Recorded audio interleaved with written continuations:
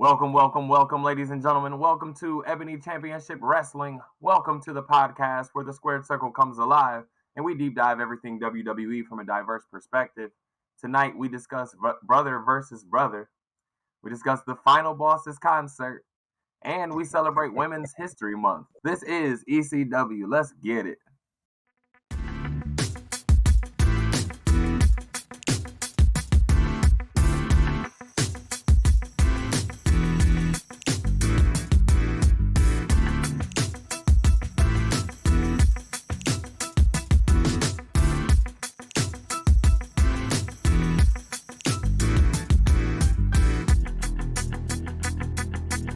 Welcome, ladies and gentlemen, and wrestling fans across the globe. I am the Jackie Miles, and I am excited to discuss tonight with my crew.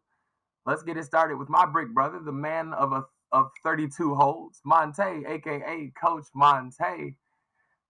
Follow him on Instagram at Coach Montay24. Also gracing us with his presence is our tribal chief, my boy Griff, aka Griff Nation. Find Griff on Instagram at Griff Nation84 and on XSC Griff84.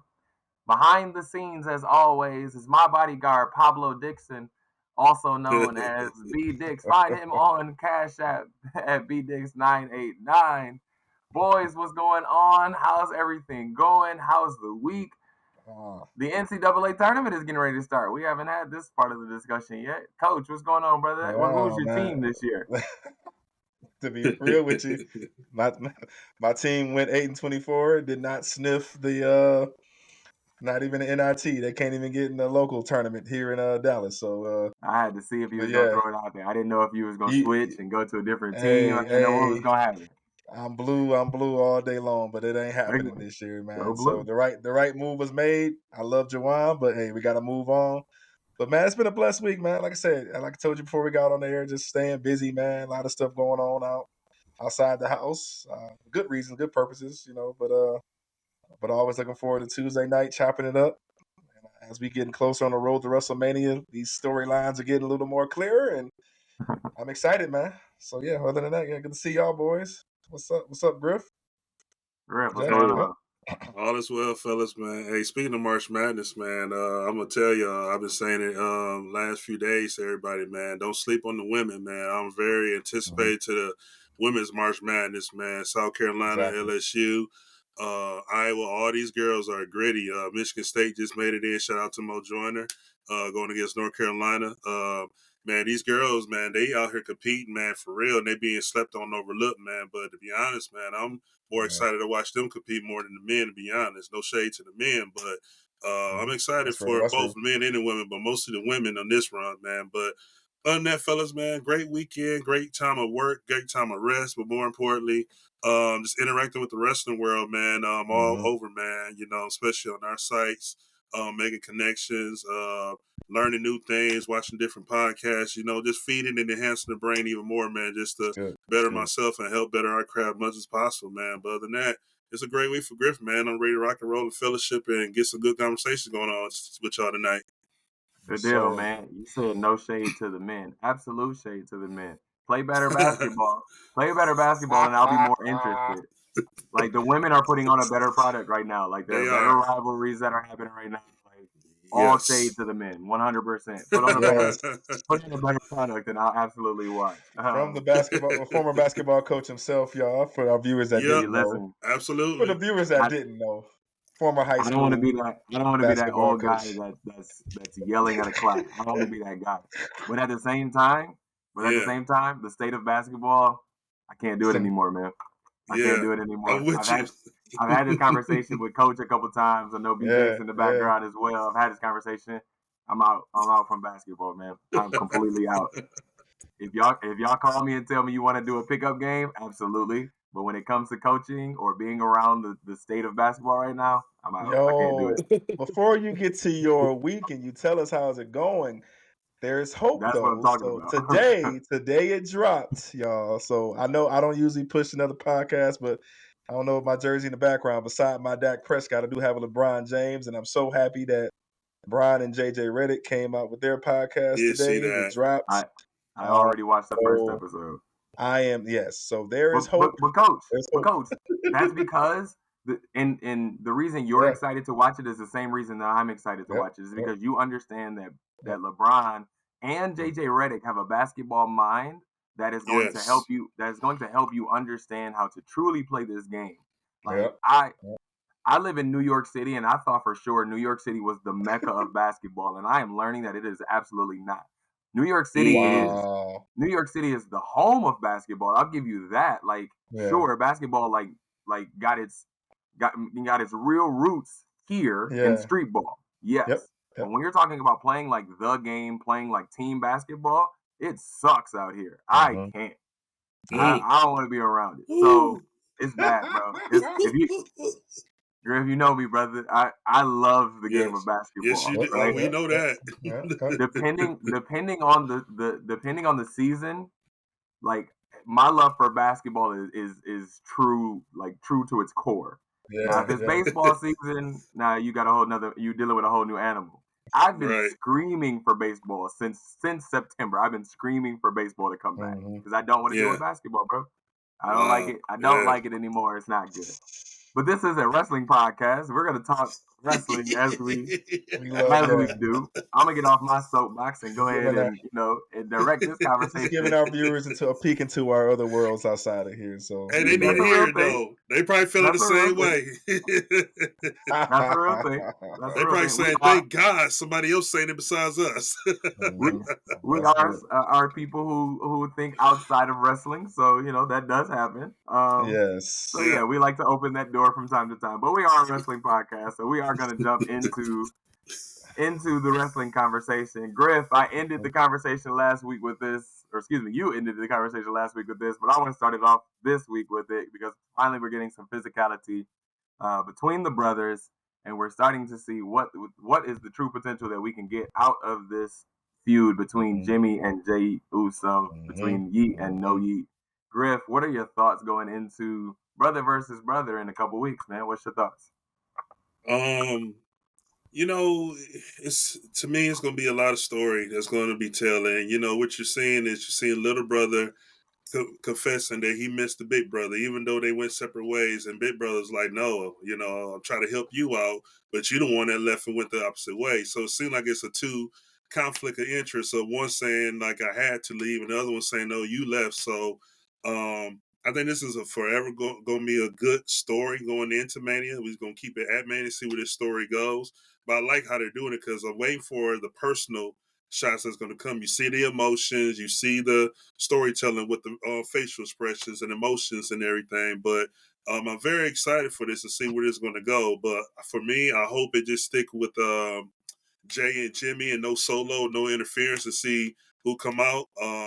However, man, another statistic too, man, I wanted to bring up, and I meant to share this in the chat, and then somebody beat me to it already. But it made me go back to when was the last brother versus brother at WrestleMania, which was Matt and Jeff Hardy at 25.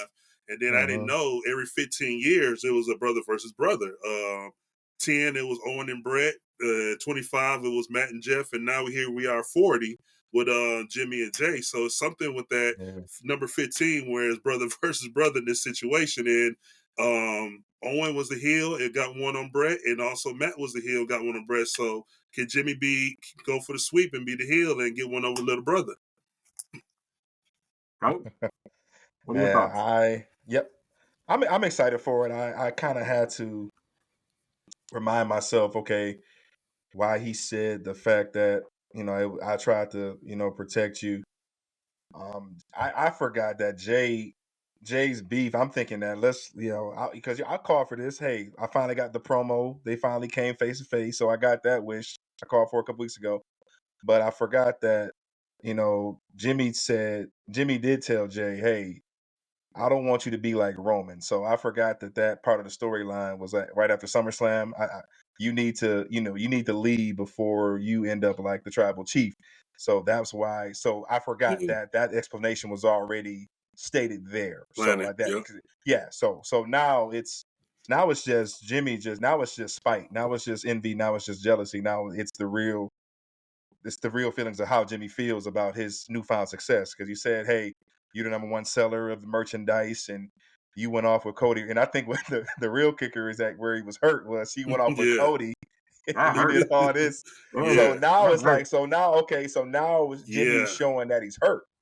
And which is, and that's going to, obviously increase the magnitude of the story, which is going to get us a great blow off at, Mania here in a couple weeks. But for a minute there, I thought it was okay. I was kind of confused, but now I did recall that where, hey, I did try to protect you, but hey, since you went over there and you left me, now, oh wait a minute, I don't feel so good. Like, wait a minute, like, hey, come back over here, like you having all this newfound success without me, and I don't like it. So I think I like where the direction is going for sure. Yeah, what you think, Jack?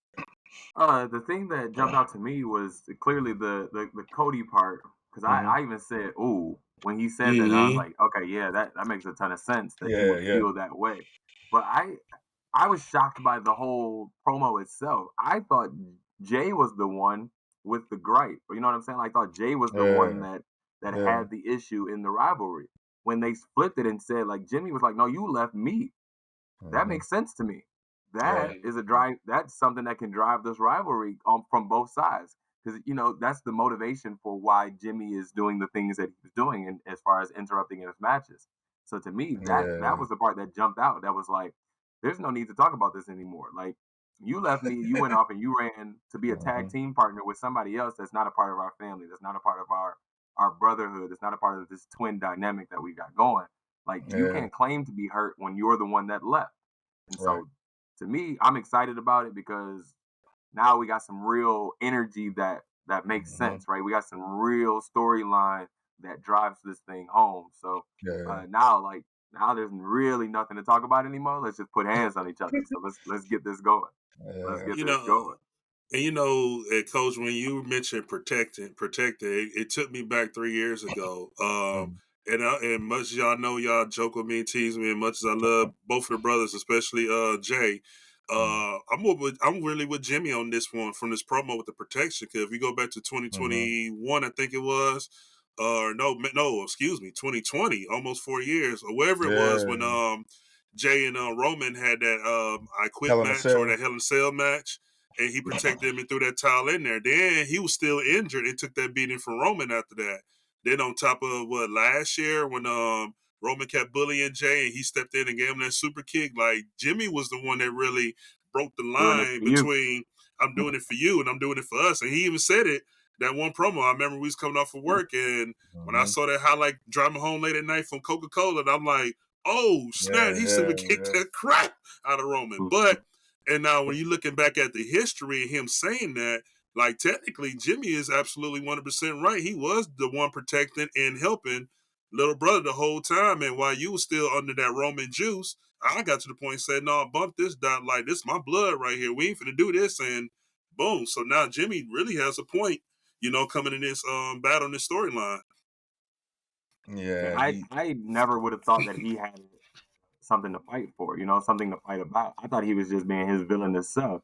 But it's very clear that he had some real issues that he could want to bring about this fight, Coach. Yeah. He like I said, it's hurts the motivating factor there. The jealousy, the envies, so all that built, and the thing that shocked me, and I thought it was kind of soft because you can even hear the crowd was like, had that little. Did you say that moment when he said, "I missed you"? Yeah. When Jay said, "I missed you," I was like, yeah. that's not I what was I like, thought was gonna that was happen. that's kind of, Right. I was thinking that, like that's kind of soft, other than that. So I was like, when it started a little rocky, I'm like, hold on, Jay, like let's not get soft on it. You know what I'm saying? Hey, this dude that cost you 3 titles. So let's keep it real. Like, so I think, they're going for these title shots. Jay didn't mention that one time. So I'm really curious how they progress this next couple of weeks. Like Jay has to kind of, stay. I know they got to the fact that, hey, I'm gonna knock the yeet out of you, which was cool, but as they get more and more personal here, as we get to the build, I think that needs to come more from Jay. You wanted more, Coach? You From said you Jay? wanted more last time. Well, no. I what threw me was him being soft about that "I miss you" part. I kind of wanted Jay to mention, "Hey, you cost me." Yeah, you can feel bad, but I'm going for my own. I am going for my title as a singles man. That's kind of what I wanted him to kind of elaborate on. That kind of set up the whole Jimmy side of it, though, didn't it? Right? Like, if he doesn't say I miss you, does the things that Jimmy say behind that, like, do they sting as much, right? Does the whole Cody situation sting as much if Jay doesn't say I miss you? Right? Because again, if he says you're the one who left, it doesn't feel the same unless he says I miss you. It just kind of lands on Jimmy complaining. You know what I mean? Right? Now it's just like Jimmy just saying like you left me. It's just Jimmy complaining. Like we felt more for Jimmy because of what Jay said. As soon as Jay said I miss you, it was like, oh, that's not what we were expecting. And then Jimmy says his part, and it's like, oh, I didn't think about that. Like, you know, I said it before. I did not think that Jimmy had a reason to be in this fight. I just thought he was being loony. I thought he was just like being a villain, and he just was going after what he wanted, or you know, he was just being mean to his brother. But there's some real feelings behind that, and I don't think we get that unless Jay says I miss you, Griff. Yeah, that's it. Yeah, no, absolutely. You know, and again, and you know, you guys can definitely say, I mean, getting dialogue on this better than I can, because y'all are actually blood brothers. You know what I'm saying? And it's a different love when it's your friend brother versus your brother. You know what I'm saying? And they're showing us and giving us what that true brother heat really is. Like, even though we are beefing, we do get conflict deep down in my heart, I truly miss you, you know. And Jay just said, man, you know what? I'm not going to be a punk about it. Like, I'm going to be transparent and real. Like, hey, I really miss you, man. I want everybody to feel like, even though me and you beefing, like, I really miss you. Like, we've been in this thing for 15 years, like, tearing up the tag team department, and here we are, like, beefing, bro. Like, you know, what's up, man? But they know what they have to do. Jay know what he needs to do, and you know, it's kind of redemption for him, man. Little brother got to take on big brother, man, just to, you know, raise that stake. Prove it. Yeah, everything that you got was because of me is the line, the burning line to get us to the match, and I think that got everybody invested. When that line hit, it was like, all right, everybody's gonna be invested in that match. You know, you got us. That's because now that's rivalry, and then obviously they got, you know, that sparked them getting physical, and of course, I want to get y'all feelings about it. Why does Cody have to? Maybe this is what we talked about last week. Why does Cody have to save the damn day every time? Like, they let that ride a little bit. So let somebody get their ass whipped for a little bit. You know, to kind of build it. What'd you say? Yeah. When you're the top face, you gotta come out and save everybody. God, let that ride a little bit. Let them fight. Let the brothers go, man. I'm ready for the match though. I'm ready for the match though. We're not gonna get the Rikishi element and all that other stuff maybe but I think this is good enough to at least get us. You know, we got a couple more weeks to tell it, so we'll see. Well, in the words of Rikishi, man, Rikishi just like everybody else, man, slow burning.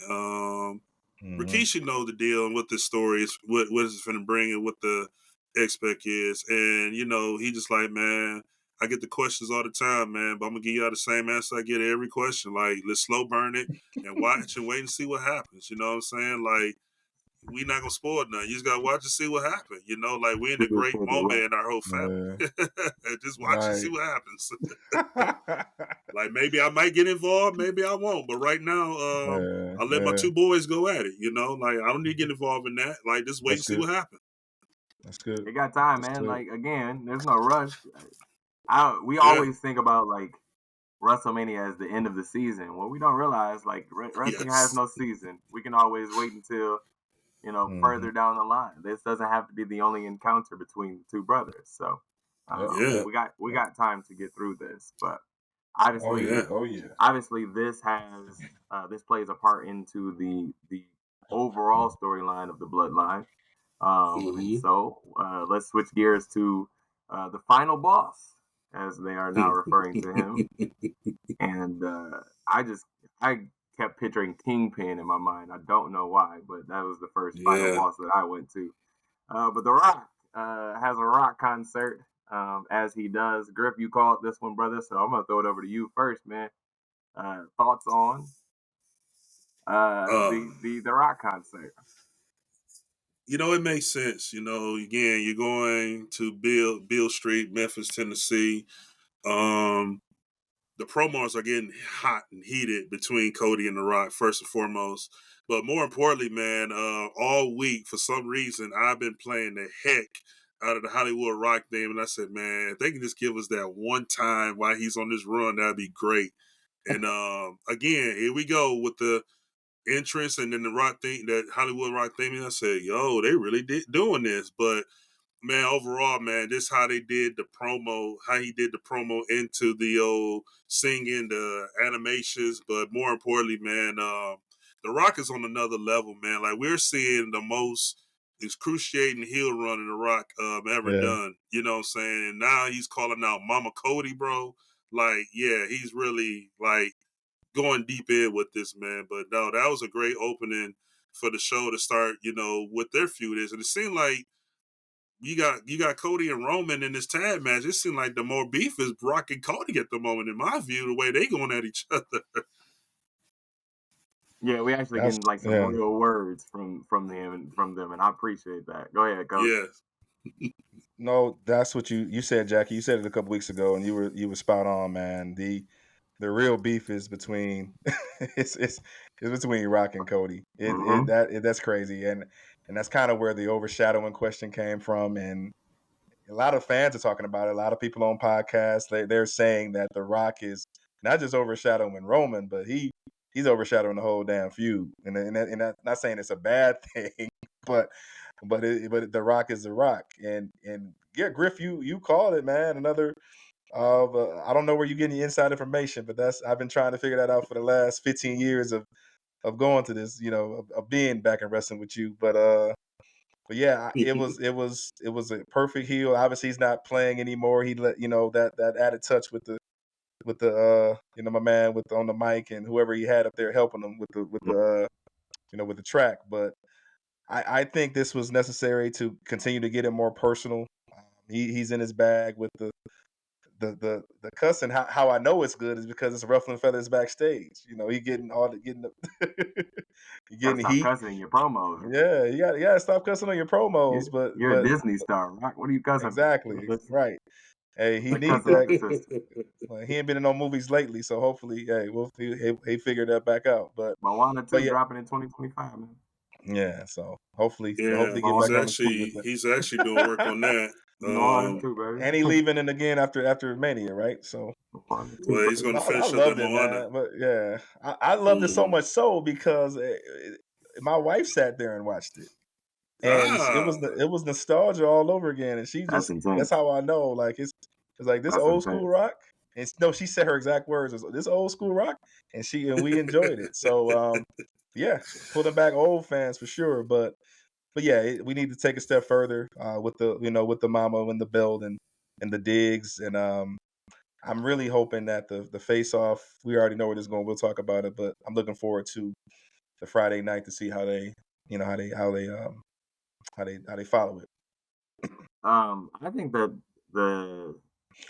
can I give an early prediction? Let me give an early prediction. That's what I want to do here.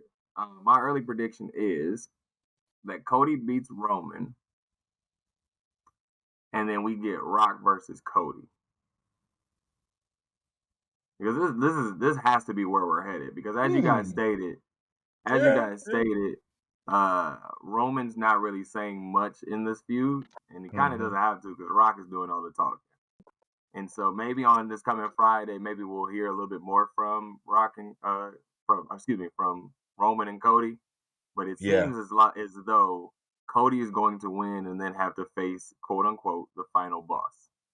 You know what I'm saying? So like, right? Like as soon as you put that out there, there's no way that he doesn't face The Rock, because like if you're calling him the final boss, there has to be some finality to it. So that means you have to have that match, and at some point that's got to be at SummerSlam or something, right? So also creating the friction that, and I don't know, Jackie, I think you might have looked at me sideways for mentioning it, but I think we were still trying to figure out the angles on where they're going to go with this tag team match. But I said creating the dissension between Roman and Rock some way, somehow. And I think by him saying this, And Griff, I think you played with it too. You kind of alluded to the high chief and all of that. When we talk about the ranks of who's who, right?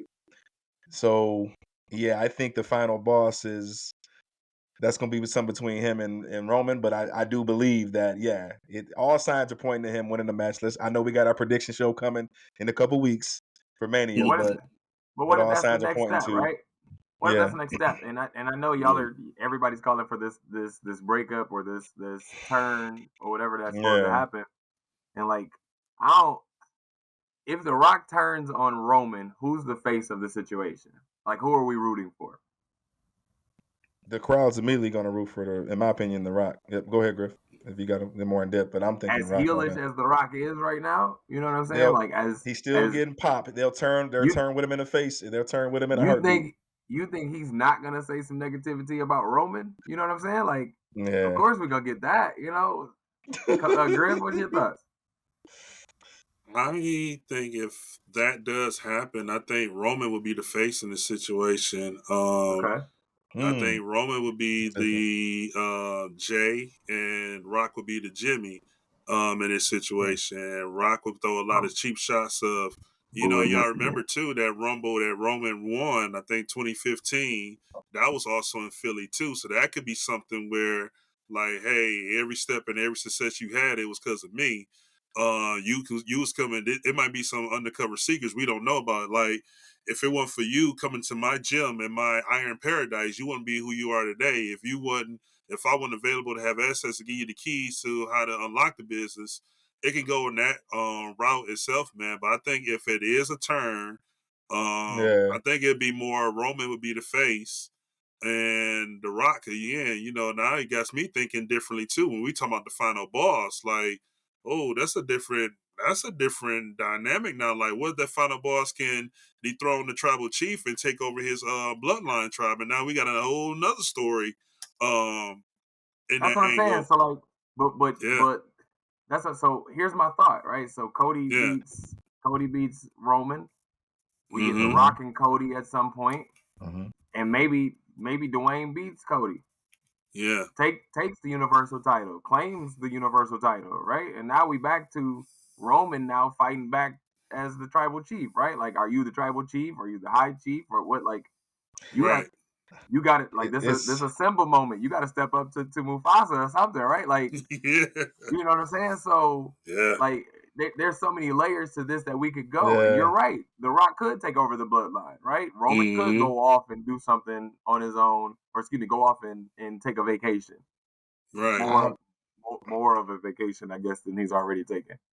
So like we don't have to rush that. Maybe that's next WrestleMania. I don't know. Go ahead, Coach. Right. Y'all got to think, because you and Brian, you and Wise Man said that you don't have a reason not to root against Roman since he's been in this gimmick since the pandemic, right? And you got to think about the level of clout that this man has, a level of arrogance that he has. Y'all gotta everything happens for a reason. I told y'all when he interrupted The Rock about getting ready to say, if you smell in this promo, and Roman is so caught up on acknowledging me, what's acknowledging me, right? It's acknowledging me. I think that Rock took that, he put that in his back pocket. He said, all right, okay, my attention is on Cody. I'm gonna think, all right, I'm gonna get him, I'm gonna cost him, but don't forget, I still owe you something too for interrupting me. So which I just think this final boss moniker just came out to counter the tribal chief, as the tribal chief. So to win, yes, when he does lose at Mania, if Rock costs Roman, obviously, then Roman and Cody go on to do their thing at SummerSlam or wherever down the road. You still have that, hey, Roman, that factor. Don't forget this. Roman still might come in and interfere in that match. Hey, I got you back, which sets up the match which we thought we were going to get between those two this year. That's what's thinking in my head as far as a long-term storytelling with where it's going. Question. Does the story have to finish? Because right now, if you guys been really paying attention to everything, I'm talking about the 2K game, the advertisement, the commercials, the WWE shop thing, everything is themed, finish the story. Is it time to finish the story and these things are leading to it? Or is this one of the type of things where we're tricking everybody to have them think this story is finally going to get finished and all of a sudden, monkey wrench? I think this is the payout. I think that these things are the payout. The two-time Royal Rumble champion, all of the 2K game, all of the things that you're naming prior to this. Documentaries. I think that's the payout. So that when we don't give you the title coming this WrestleMania, like you still got some clout. If we're looking for a WWE type swerve, I think now is the time. We said this is a different regime. Triple H is writing something different, and honestly, it's keeping us going. And if there were ever a time to throw out a WWE swerve, because I don't compared to this year, last year's swerve wasn't really a swerve. It was just okay, Roman won. We knew. But if Roman wins this year, oh my goodness. In Philly? We're talking about it every week. I was gonna say we've said it every week, and maybe we're speaking it into existence. They're going to boycott WWE, bro. Would they ever? I'm just being right. I'm just being funny, but that Raw the next night. Ooh. Yeah. Okay. So think about this. I noticed on SmackDown the other night that they were like, make sure you come with your signs. There was a while where they were like banning signs in the building, wasn't there? Mm-hmm. Yeah. And so now they're telling you to come with your signs. Think about the signs on that Monday night after Raw, that Monday Raw after WrestleMania. If Cody loses, think about those signs that come into that building that night. Oh Lord. Oh boy, there's some cussing and fussing going on them signs.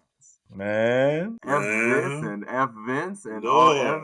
We can hate Triple H. Like that's a real thing now. Hey, you know what this remind me of? It remind me of, do y'all remember that ECW One Night Stand when John Cena was in the main event and they had that long on the balcony? They said, if John Cena wins, we riot. And that ballroom, they was for real, bro. They threw my man's shirt back at him. Like, we don't want this. Throw it back. We don't want this. Take this back, sir. We don't want your shirt. Get that out of here. But everybody's saying, man, all the podcasters, everybody that's calling it, they're doing early predictions. They're saying all signs are pointing to Cody winning this, and they'll be highly shocked if Roman comes out again. That's okay. So, what are our thoughts on Cody's promo back? Right, like because we mentioned that Rock was talking about Mama Cody, and we said that Rock was dropping bars, but like Cody had a response. What are our thoughts on Cody's response, Coach?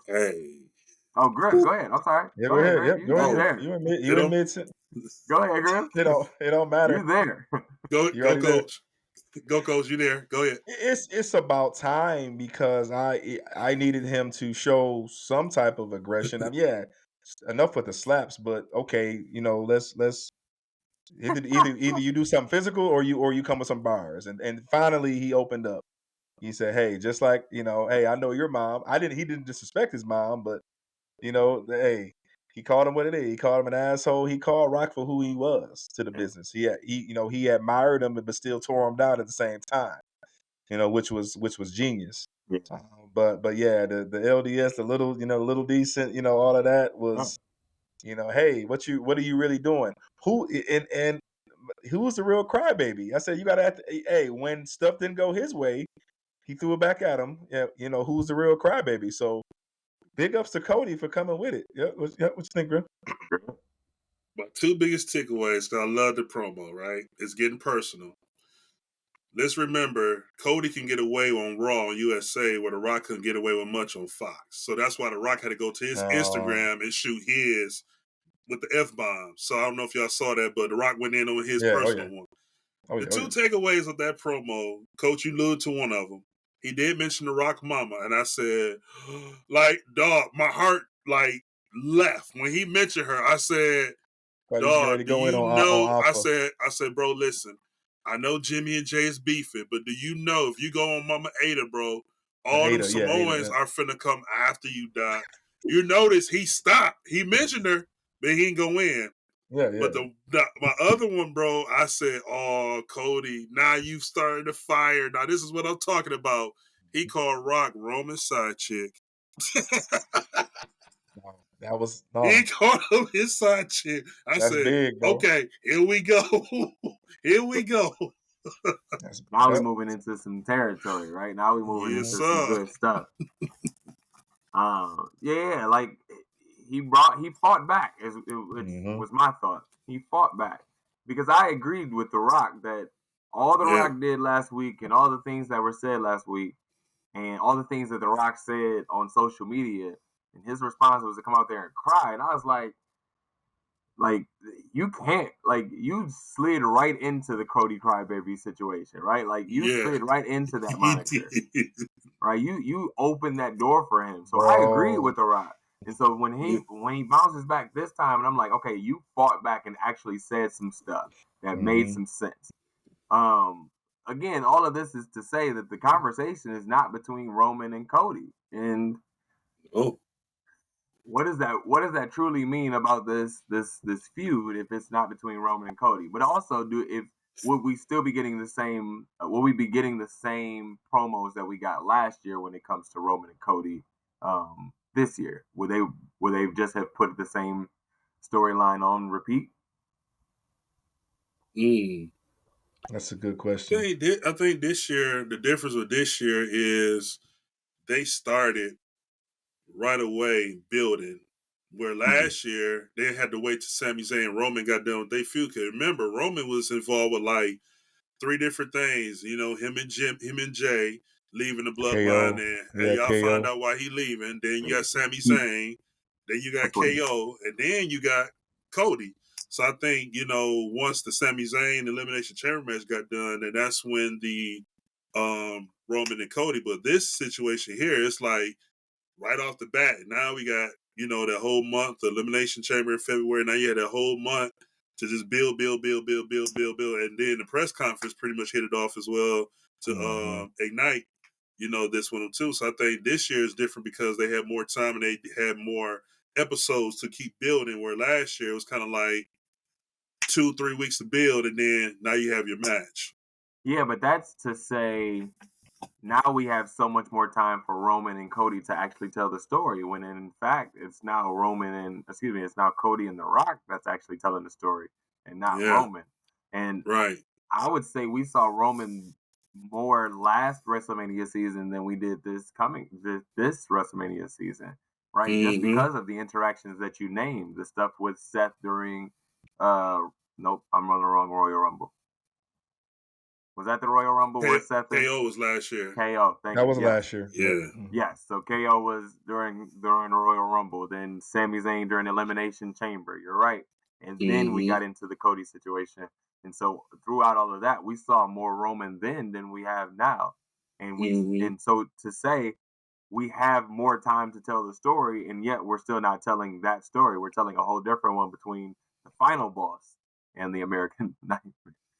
I'm stuck on the final boss. It would have been real mundane. They would have had to pull a rabbit out of a hat to get us to get invested the second time around with just pure Cody and Roman storytelling for however many weeks leading up to Mania. Sure. They would have had to definitely give us something different than they did last year. Yeah, the underdog perspective is cool if you want to go to. But how much can you beat a dead horse on? Roman saying you're in second place. You're not an underdog no more. But how much can you beat that horse and go? Yeah. So this is kind of the shot in the arm that this needed. The different feud. Because I don't think people would have been really bored with seeing Cody and Rock barb again going into Mania. Yep, my opinion for sure. Yeah, and they slow cooking. I like how they slow cooking it now, where The Rock, you gave him his 3 weeks, and then you gave him 2 with Roman, then you gave him 1 by himself, and it looked like they're going to get Roman the 1 by himself this week, and then more likely somehow they might do it one more time that night, the Friday before night 1, the same night of the Hall of Fame, but then you got The Rock coming to Raw, which I'm excited for because I'm like, man, you got to have The Rock come to Cody territory to do something as well. When they made that announcement, I said, perfect. Makes sense. Coming to Brooklyn April 1st, last show before Mania, it makes sense to get him the next week or two off and then come to Brooklyn one final time. I'm like, how are you going to have The Rock come for 3 weeks and then we don't see him no more than Mania? So you had to fit him back in the Raw one last time. But I'm very, like Jackie said, I'm very interested to see where Roman's going to come from and what he has to say now that The Rock is not there. So now he might tell something to share something that we all been waiting for, didn't think about as well too, or something might slip out his mouth because Cody knows how to poke that skin, and Roman might end up saying something about The Rock that shouldn't come out, and then all of a sudden that could create tension and friction between those two. Yep. Did y'all see on the internet? It was somewhere that I think they were poking fun at Roman that The Rock has already been on TV, already made more TV appearances than Roman this year. Oh, yeah. Did y'all see that? Feels Yeah, that I thought way. that was. I'm like, that's crazy. It does feel that way. And The Rock, like, well, I might be thinking about last year, but The Rock, like, has been around since football season. You know what I mean? Like, he's kind of been around a little bit more than Roman, right? You know, technically. Yeah, you know, like I don't know the math, but I don't know if it's more than Roman, but it's close. It's up there. That's more holes you can poke. That's more holes you can poke in the title reign. And I mean, Roman's title reign has always been Roman's title reign. Like this title reign has been what it's been, and you know, I don't know that it has holes as much as it has the infrequency of Roman, right? Like he went on to the Brock Lesnar plan of wrestling, and you know, as much as we hated that, for some reason we accept it from Roman, and maybe because there's other like compelling storylines. Maybe that's it.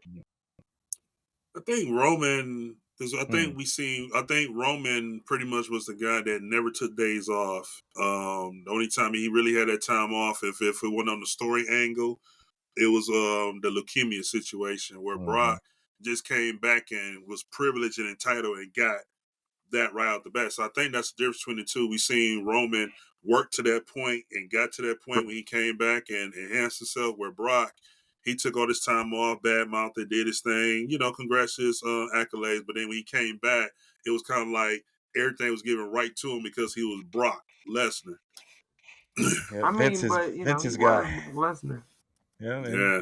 I mean, Vince's guy, but he definitely he was Brock Lesnar. So he, you know, some of the things he could do. Not very many people on that roster can do some of the things that Brock Lesnar does. So you know, so I do understand that. Yeah.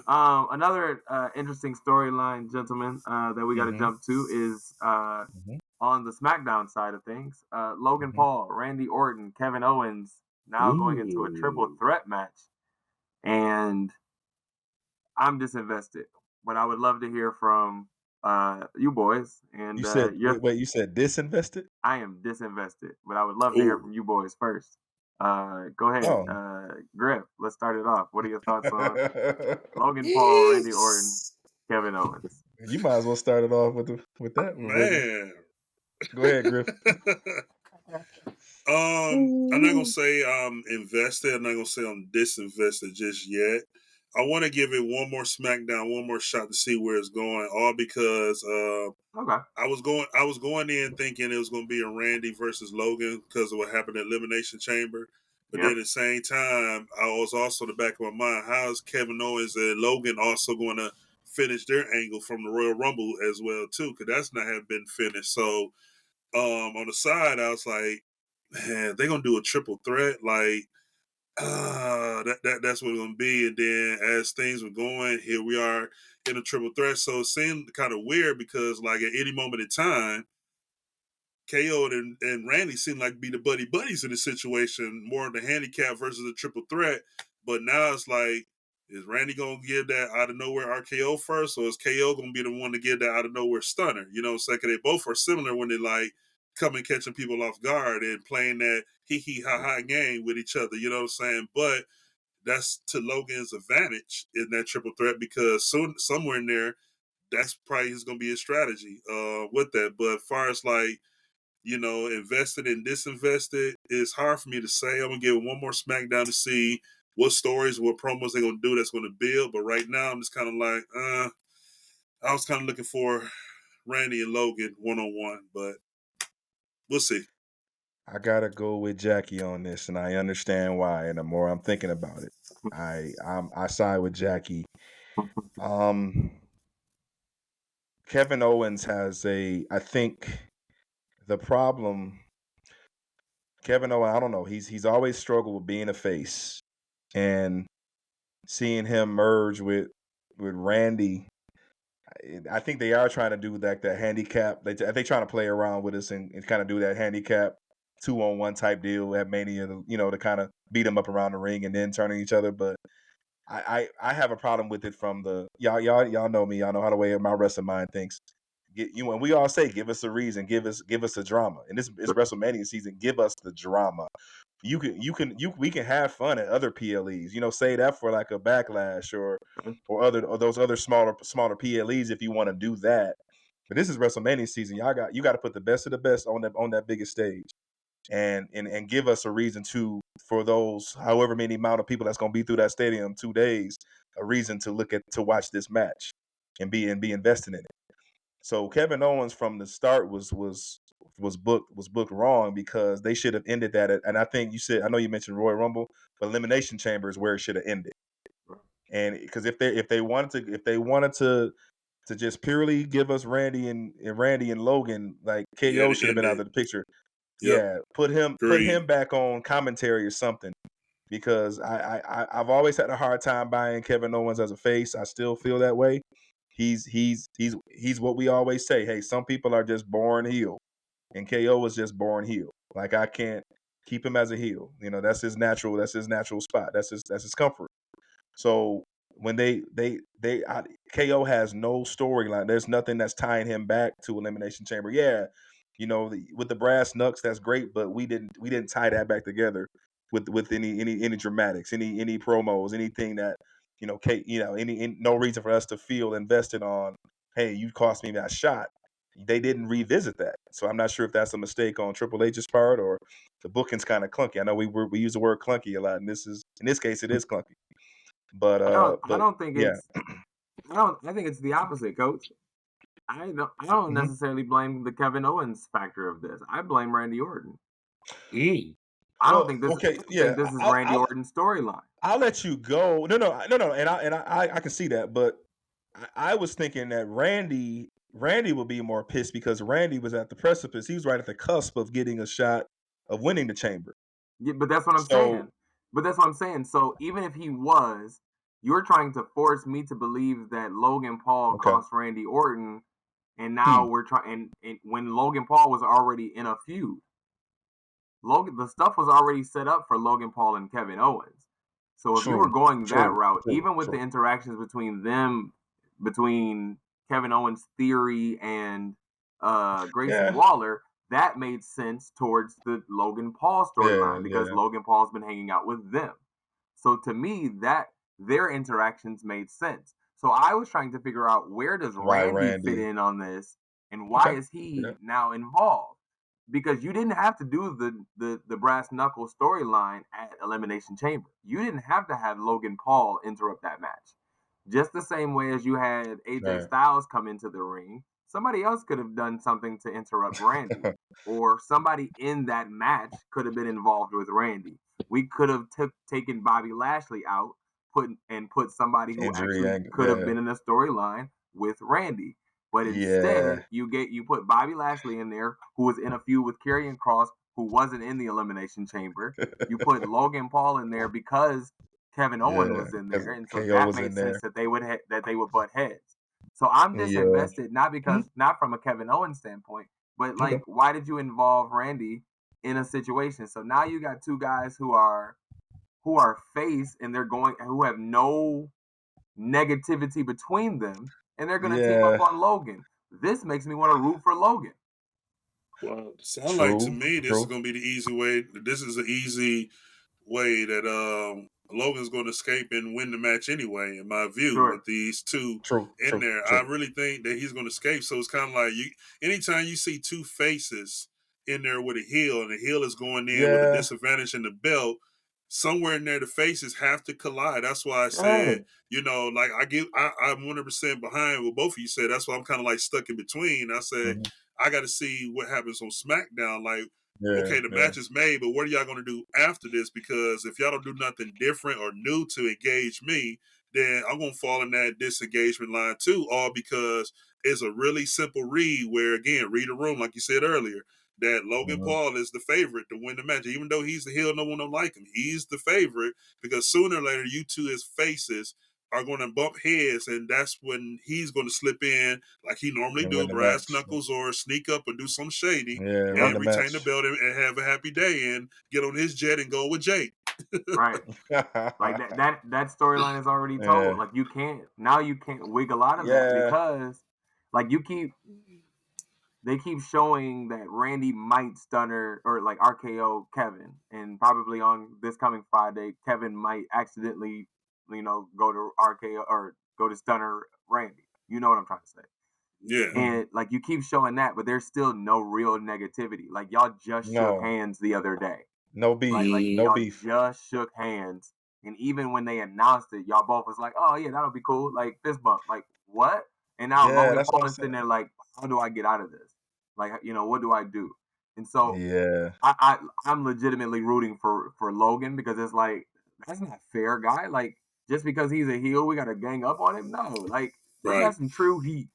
Like let's have some real heat in this situation. Like Batman and Superman didn't just gang up on the Joker. Like like Superman let Batman handle his business. That's like facts. all right, bro, that's your situation. When he got too big for his britches and started to get gang up on people on Batman, okay, now Superman got to step in. But damn it, like let Batman and Joker handle this one for once. My stance was as soon as Logan hit him in the face, hit Randy in the face, I was like, okay, yeah, you can't have a WrestleMania without Randy Orton. That because I think before that PLE, I think we said, where is Randy? Where could Randy go? I think when we were trying to eliminate, try to see who would be who coming out, Sure. And we were saying, okay, where would that book Randy? Because we all said, okay, Logan KO got their feud, but we were saying, okay, who's Randy gonna beef with? So that answered the question. So now it's just forced into this situation, and it's like I don't want it anymore. I don't want it anymore. Gotcha. And that's so fair. When I say I'm just that's why I'm disinvested, man, because it does not make sense to me. Yeah, and I was just disinvested from the storytelling standpoint of those two, the way Kevin and Randy interacted. Sure. Yeah. You're not wrong in that thought. You're not wrong in that thought. Flipping it over to Monday night, Becky Lynch and Nia Jax put on a show, apparently. I'll be honest and throw this out there. My nighttime had come and gone quite fast, and I did not get a chance. My kids were on 10 today, so I couldn't watch it during work today.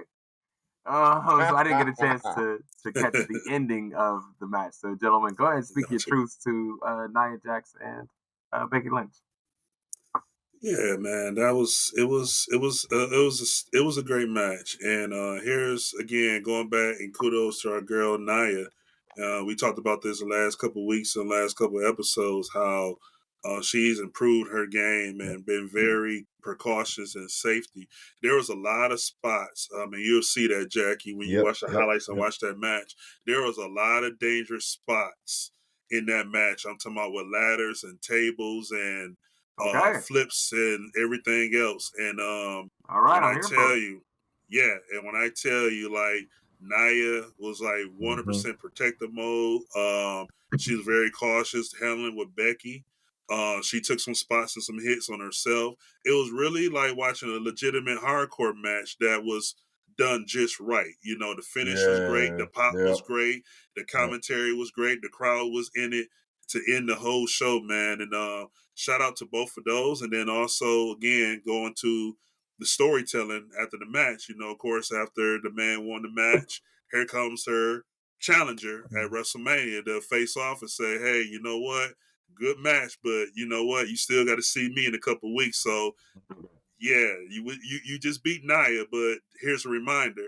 I beat Nia in my hometown, too, and I ain't nothing like Nia. So, yeah. Yeah, real impressed with how the way she handled chairs, kendos, a lot of stuff that Griff, you talked about, you alluded to the Mm-hmm. hardcore match that was done right, and it shows that they giving Nia more reign to. They trust the trust is there now, and she handled, so that's two outings in a row on that kind of stage, against two key players, and Rhea and now Becky, where she shows up and shows out, and does everything right. So yeah, the spots were phenomenal. The table, the manhandle slam through the table. Everybody's landing right. Yeah. Her new move, the bonsai, the tribute to Yokozuna, that stuff that she's doing that safely. But but the way it ended, man, was awesome. Which is what I said before I throw it to you. Back to you, Griff or Jackie, if you want to kind of. I know we mentioned this fatal 4-way type of tease, and after last night, I think Griff might be right on this one. It's swinging. It's skewing more. It's skewing more toward the 1-on-1. Okay, so we're not gonna Yep. get. Okay. Yeah. Because there was no interaction with Liv. Liv told Becky, "Hey, take care of your business. Hey, kick her ass." And there was no Liv. Yeah. And then Rhea came out at the end. Yep. Okay, I didn't. Obviously, I didn't watch the match, so Mhm. I'm genuinely No, it asking was this great. when Yeah. I ask this question. Mm-hmm. And I'm now throwing this over to Becky Lynch on the Becky Lynch side Mhm. of this. I am not a Becky Lynch hater, so I want to ask this question, or I want to say this. Even though I disagree with the booking that Becky has had over the last however many months, she has actually showed up in the ring when it comes Mhm. to the wrestling stuff. Yep. Yep. And I did not watch the match, and so I want to ask, like, to that statement, is what I'm saying true? Because even though I disagreed with Tiffany Stratton, Mhm. they Yep. put on some really good matches. They really did wrestle. I Mhm. didn't necessarily need the Trish Stratus feud, Mhm. but the matches themselves were actually fairly good, right? And so Mhm. are like, and I know we've said that Nia Jax is getting more comfortable and she's becoming safer, but does this go in a string of matches that have been great for Becky Lynch? Does this go in line with that? Absolutely. And I'm gonna go back to the Trish Stratus when they had remember when they had the no DQ match when her and Zoe Starks ended Raw, I think last year before the Trish feud. Then you had that no DQ or fall count anywhere match that she had with Tiff. I could be Mhm. wrong the type of the match, but they had a hardcore match. And Becky really is like, when you really look at it from a grander scale, she's the only one really having not just regular one-on-one matches. She's having all different types of matches and really coming out and putting not just the talent over, but she's also like saying, "Hey, this is well deserving." And after seeing that last night, it has put everything to perspective, crystal clear. Mhm. Like it has to be 1-on-1 with Rhea and Becky, and either Becky's going to step up and show Rhea, "I'm out. This is what I'm about," or Rhea going to say, "You know what? I'm not afraid of you, and I'm going to shut you down as well too." It is real evident, like now, that it has to be 1-on-1. And now the story is not just basically what they're saying and doing with each other, but it's about who wants it more and who's going to make the biggest statement on the biggest stage between the two. Because Rhea has a statement she has to make, Becky has a statement to make, and it's going to come down to which one is going to make that statement. Coach. Yeah. I need to go back to the clip that we had on me talking about Becky. Was that back in October when she beat Tiff Ford? That's your Becky hater, Griff. Yeah. I'm There gonna is go out your and say culprit. this. There's your guy. I'm not retracting any past statements, but Here we go. I will offer an apology. Oh. I am man enough to say I'm sorry, Becky Lynch. I've always knew you're great. And we're gonna have a conversation here later about the women's evolution. how far they've come. But I will say, yes, you are definitely a pioneer in the game. I knew why you were down in NXT, and I said that then. Okay, you're putting over the talent. The current women's champion down in NXT, Lyra Valkyria, is hot because of you. Had that feud. Tiffany Stratton, obviously, by losing it, is still it's still hot. It's hot on the main roster. So hey, that's two women that got the rub there. But then to go in the ring with Nia, with some of the best up on the main roster, Nia, Liv, continue to have great feuds. The Trish Stratus feud, of course, but that what PLE was that where they went at it, and they was at the summer after SummerSlam, the one after SummerSlam. Rules or yeah. So, but yeah, Fastlane, one of the two. Yes, Jackie. To answer your questions, I apologize. Yes, this woman has put on bangers, great string of matches, and the position that she's in to go into Mania against the best, Rhea. And I'm going to say this, y'all, and I know we'll break it down in a couple weeks when we get to prediction show. But for the first time, I don't know which way it could go between in a Rhea Ripley match. So I'm not a Becky hater, but I honestly know don't which know. way I'm going. Yeah, but I don't know overall. I don't know if they're gonna put it on her or not. But we'll see. But yeah. To the viewers there, yeah, I give my apologies to. We got Becky clap it up, man. Come on, that's big, man. Like coach is that's big for the pod, man. Because if you know anything about Coach, man, that takes a lot. That takes a lot for my guy to get there. that takes a lot for my guy to get to that point where he's got to apologize. So, not saying anything, but the brother's name is Steamin' Willie Beeman, and we're gonna leave it right there, man. I'm just gonna leave it right there. And they thought I was crazy, but all right, here we go, man. We move it on to what I think is becoming a very good storyline, is becoming a very good feud. And let's take it down to Mexico, because the LWO and Legado del Fantasma are showing up, man, in my mind. I don't know how y'all feel. Please speak to Legado del Fantasma and Latino World Order and their feud. Putting that in the same bucket as the Profits, ain't we? Is it loser world order? Here's okay. Is that what you think? I think so. Catering world order. That's where. No. Listen. No. Give your thought, Coach. Give your thought, Coach. Please. Because it is very clear that Griff and I do not agree. Please. LWO. No. I'm gonna let Griff go because I didn't know. All right. No. I didn't watch that. You want to know what I did with that match? You fast forward. Honestly, I've been doing this, y'all. I'm gonna be real. I'm gonna tell my viewers. I fast forward through anything that LWO is involved in. No, if they was on NXT, but when it comes to Legado Fantasma, okay, I know who's gonna win. Nope. Pretty much, like I know the outcome. Nope. So you got that's my honest. Yeah. Here's the thing, Griff. I'm sorry. Let me jump really quickly. Please do. Please do. I just want to say this piece, and then I'm gonna let you go. I promise. Yeah. What we want from the Street Profits storyline, we're getting in the LWO Legado del Fantasma storyline. I was just you took it. What we want from them is what we're getting on that side. Okay. Yep. No. I see that. Good wrestling. Mm-hmm. Oh yeah.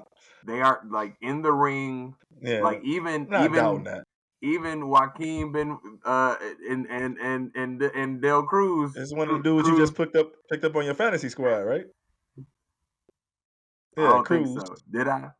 Yeah, you picked him up. He's on your You spun and got him. Possibly. Yeah. But they're like, it's actually good wrestling, and then you're actually into the storyline, because now, I hate to say it, but Rey Mysterio is back, and now okay, like business is about to pick up between him and Santos, and we got to get that. Garza. There we go. Thank you. Right, that's right. There we go. So yeah, what we want from Street Profits is what we're getting over here on this side. Griff, go ahead and speak to it. Gotcha. You took everything I was gonna say. What we want out of the Profits, that's what we're getting there. I love a good Hispanic, Mexican, Latino storyline, because you get that group and that crowd, that fan base more invested. But man, hey, more importantly, man, my eyes just sold on Elektra and Selena, man. Like I'm kind of looking at what could happen with those two in the story if that can break into something. You know what I'm saying? Because Elektra is up and coming. Zelina is the veteran, So those are two possible pieces too that can intertwine somewhere in this story as well too. So I'm definitely looking at those two. But like Jackie said, that was the main thing I was going to just summarize this whole segment, which is basically what we were trying to get and push out of the Profits and Lashley. This is what this is what they're doing and getting. Yes, like Coach, I advise not to fast forward, brother. Please be kind and rewind. Go back and watch those matches because they're actually putting on some bangers and they're actually putting on some good wrestling, man. And I'm much more invested in that than anything that the Street Profits are doing right now. Not to bash the Street Profits, and I don't want to go that route tonight. That's not where we're headed this evening. But I'm much more invested. Is all I'll say. I think I was fast forwarding to it because to get to the point where Ray came down. I think I think that's what I was doing. You're missing some good wrestling, brother. If you're a true wrestling fan, and SmackDown is notorious for this, but if you're a true wrestling fan, please watch those. Watch LWO matches. Yeah, watch those matches because they're doing a great job. Let's end this part of the segment with Drew and Seth spinning a little bit back and forth in their segments. And what are our thoughts here, Coach? You got Drew with the merch. I think that's great. I think he's coming out with a new shirt every week, right? Did y'all see the one he had on? He's got the Savior WrestleMania, and then he's got like some checklists or something. So I wonder if that's on sale. I need to definitely pick that one up. So now Seth is trolling. So now they're trolling each other. I think for some odd reason they're not letting them get physical now. Obviously, but Seth just getting cleared and all of that, so that makes sense. They're gonna have to duke this out on the mic until Mania. But another positive step, I think. I think Seth acknowledging that he's he's an addict and just being funny, just kind of falling into what Drew something. I just like the part that they took the comic relief part last night and giving us another layer to it. So I just think, hey, another week to get us ready for it. But I didn't nothing much, nothing more, nothing less. But it's another step in the right direction. Drew McIntyre, man, just with the checklist, it reminded me of I don't know if you guys remember when Randy Orton was beefing with The Undertaker. He made that Legend Killer shirt. He had a checklist of everybody. He had like the dates, the name of the show, Raw, SmackDown, the pay-per-view. He beat him, man, and he had that checklist on Undertaker as well. And I think that's kind of like that tie-in too with Drew's like checking list, man. But Drew is doing this heel work that I like the most. And that's basically by saying, man, you know what? I got one main objective and goal. You can say whatever you want. You can call me any names. You can joke with me. You can slap all that 2020 in my face. My only goal is to beat you and get that belt and get that moment that was right for me in 2020. That's all I care about. You can call me a clown. You can call me this. You can tell me I'm a betrayer of this. Drew is basically showing in his language of body and his communication and his character. I don't care what you say. I don't care what you think. My only goal is I'm beating you for that world title and you're no longer going to be the world champion, period. Yeah. So I'm going to make your night a living hell that weekend because Roman the Rock going to beat you and Cody. And then I'm going to beat you the next night and take that belt. Brian said it in the chat. This is the hardest I've ever rooted for Drew. Same here. Yeah. Yeah. I'm agreeing because all above. Seth is too distracted in my head. Yep. And too distracted. And I kind of want to see what Drew is gonna do. I kind of want to see what Drew's going to do, and hopefully that sends Roman off or Seth off to go deal with Roman. Hope Mm-hmm. I hope so because too. Roman's going to beat Cody. In my head. In your head, but yeah, the WWE writers room already done got the finish, bro. Well, all right, man. At some point, we'll dump anything else we want to talk about into the chat, and we'll throw it over on Twitter and see what the WWE world is talking about over there. But let's move on to a new conversation. And Griff, you wanted to take us into this one, and I would love to hear your opening thoughts as we talk about Women's History Month. Happy Women's History Month! It is the month of March. And we would like to celebrate Women's History Month by having a conversation about our favorite women through the decades of wrestling. And so, Griff, I would love to hear your opening thoughts on women's wrestling. Yeah, most definitely. Women's wrestling really came a long ways from the time I started watching wrestling when I was young to where we are today.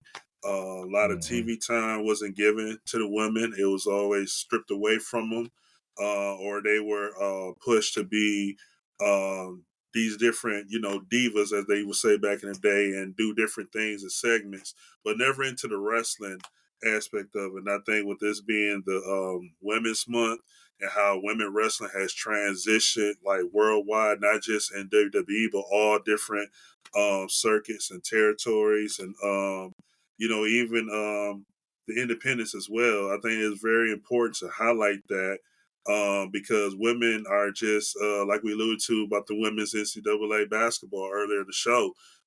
They're just as great and good, athletic, talented as the men are, and I think they need more light and shine on their working craft, just like the men does as well too. So I think this is very good to highlight some of those women wrestlers that we looked up to, we watched. That was a favorite.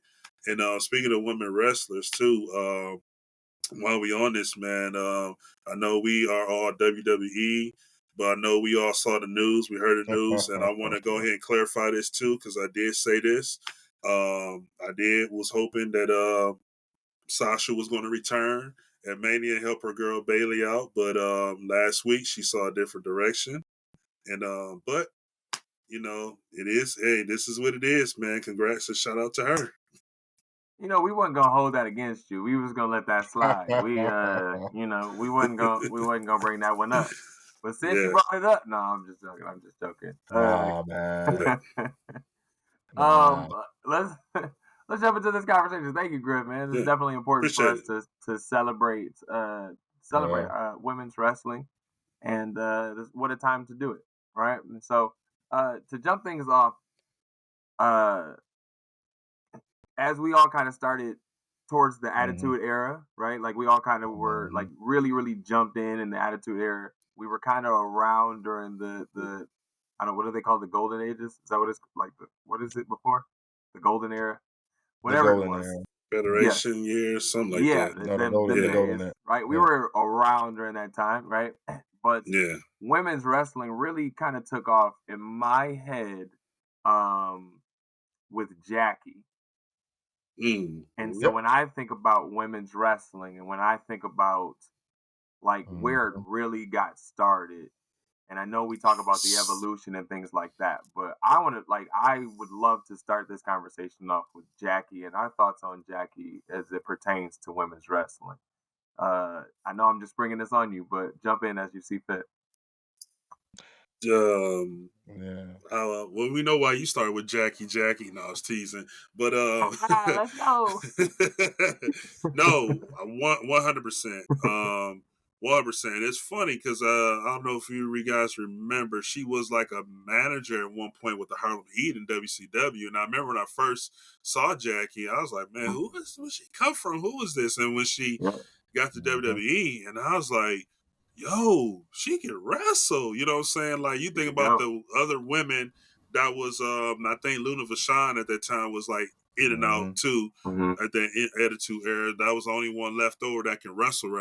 But when I'm looking at all these other women, like the Sables and stuff. And y'all know Sable wasn't a wrestler at that moment either. You know what I'm saying? She had to train to get up there.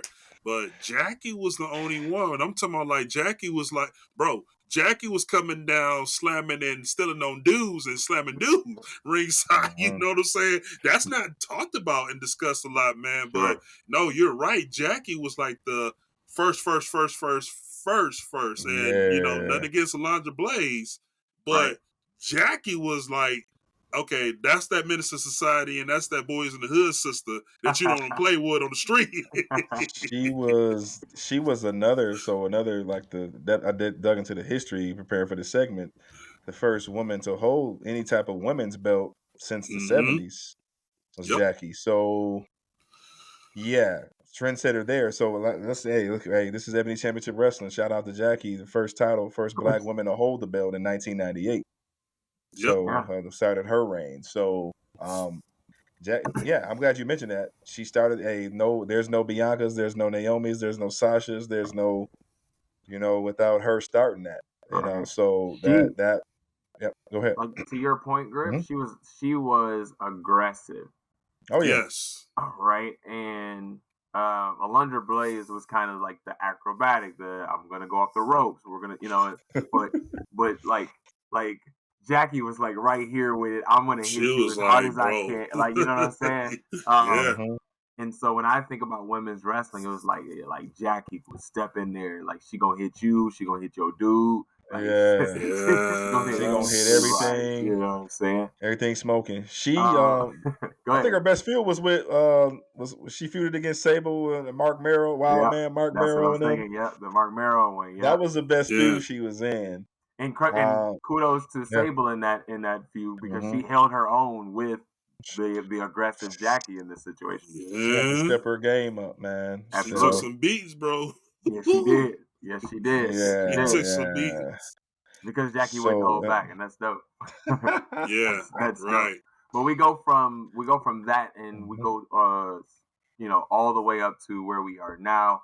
And the differences from there. Obviously, I'm not forgetting, Fabulous Moolah and, that group. I'm not forgetting that group. But to think of where we went from that Attitude Era, where we kind of really clicked in on women's wrestling, let's say, and to go to where we are now and the ebbs and flows that women wrestling had taken. Because those women were wrestling. Like, they weren't panty matches. They weren't, out there as just valets. They were actually getting mixing it up. And to your point, Sable had to step her game up to get into that. And then we kind of took a dip in, in whatever we went through as far as the Attitude Era, took off. But Trish and Lita, Trish and Lita dropped. Yeah. Go ahead. Trish. No. I was just thinking to myself. I was just saying, hey, Trish and Lita dropped right in that time frame. Sure. I'm trying to think, were they Attitude Era or right after Attitude Era? It was Trish and Lita took it was off. Post Attitude Era. Okay, that's what I was. Because Attitude Era is when it really started to take off with like Jerry Lawler and them looking for puppies and stuff. Puppies and bra and panties. And so it became more bra and panties, and we're gonna have Jello matches or whatever they were. They had the mud light girls, right? Like mud wrestling. So that's what I'm saying. So we went from Jackie throwing bows with Marrow to now we're we're just the skirts or whatever it was. Everybody's getting breast jobs and everything like that. And I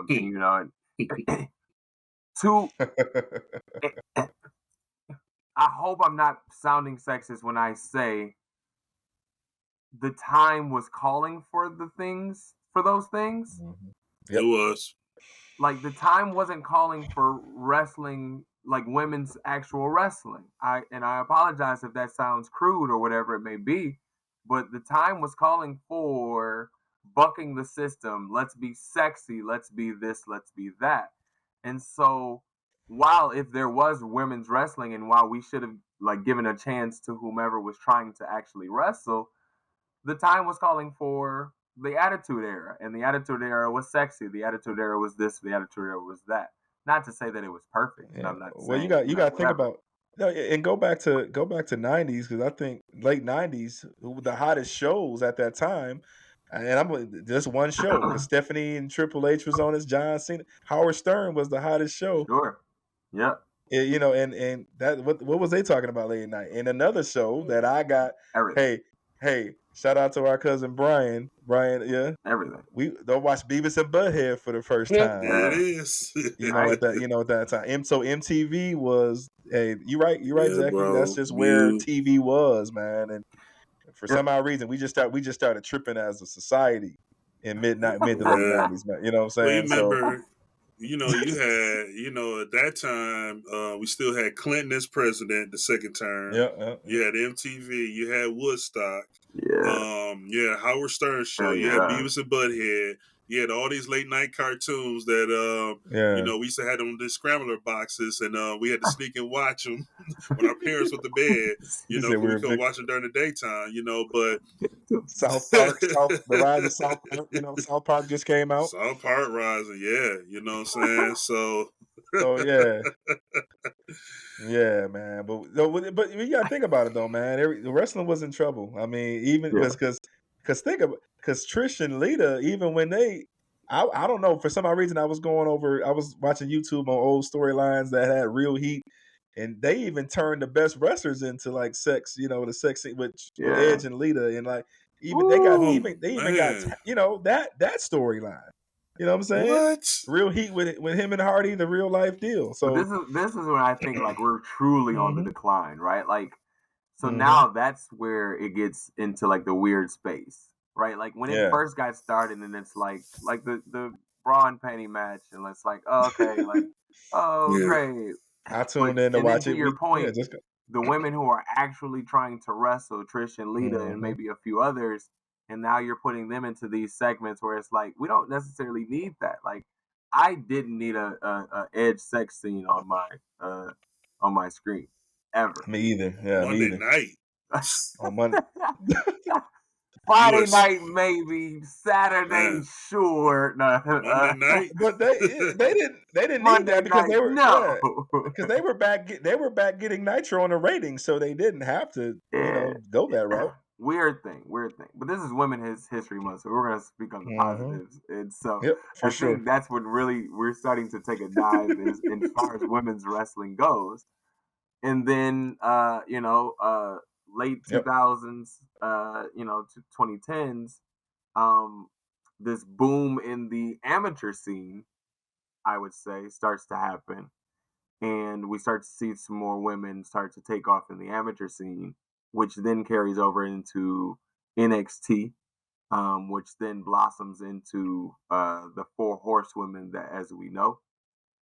And if you take a step back on that, Jackie, if you take a step back on that, I don't mean to cut you off, but just but the indie scene where you find where you got to find these women, the indie scene going into FCW first. Sure. Started it.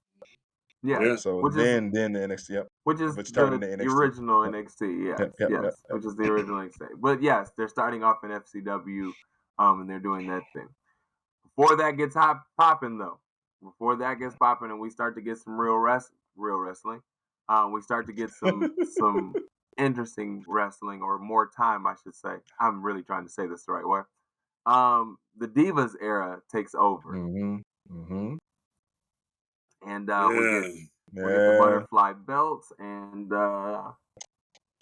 here we go, Twin Magic, and so on and so forth. What are our thoughts on the Divas era, Griff? You want to jump it off here? Yeah, I was listening to this young lady. She was on the podcast Friday, and I'm gonna tell you guys who she is in a second.